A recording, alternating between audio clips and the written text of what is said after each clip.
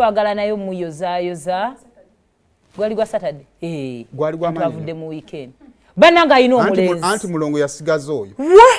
buli kirungi kyayagala okugezesa kigezesa ku muganda we awamawulire gwe owamawulire ayina Olisha M ayina omulenzi mu kyotala mu Swahili mu Firisuuti muki mu Kambodi katufugo ya Rabbi katufugo yajja tuwulira zala abaana products zijja kuba nteeketeeke yafunyerwa muze Nuwa akyali wali ku Nigeria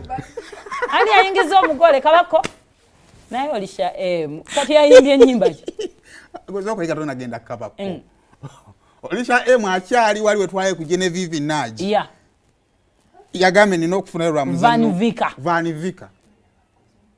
ninga gwabadde gwa manyi bane gwabadde mas omukolo gwa Dikenzo gwazikiza omukolo gwa abaana bade yagala mundage ku mulongo gwa afana bana yagala muganda bamwadde kaunde n'enfaanana omwana yangamba yankoyisimira nga Haffy nengedde kaunde empya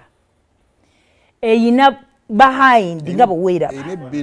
eyina face nga bweeraba kyokka nsinana giraba kyaganya otunda badde za bbeeyi anti kyekyo ebyebbe era ne mukaze 15 tuziraba yali ku 10 kati eri mu 8 tujja tuuka ne pisa jja tuuka agende n'ekiriwo ekyo ekinana nagisanga ku landi sitanga bagiramuza 9 kateeka yagudde 10 naye motoka egenda kusanga kawunde ne eyizo kusuula edda so kali gwe yagigula 10 nga badde kyoliko tuliye ntugivuga 8 nateeka ya 5 ndipo zino omukolo mulabwe nalabye gwizo kati guliwo gwa Makenzi munnamawulire tumuyozayoza naye owagundi kati yafuuka bagita batya yali hot 100 ka kiss yes ne abadde aluddewo naye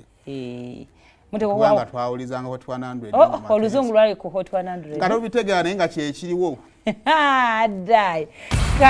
olutambula mu ba celebrities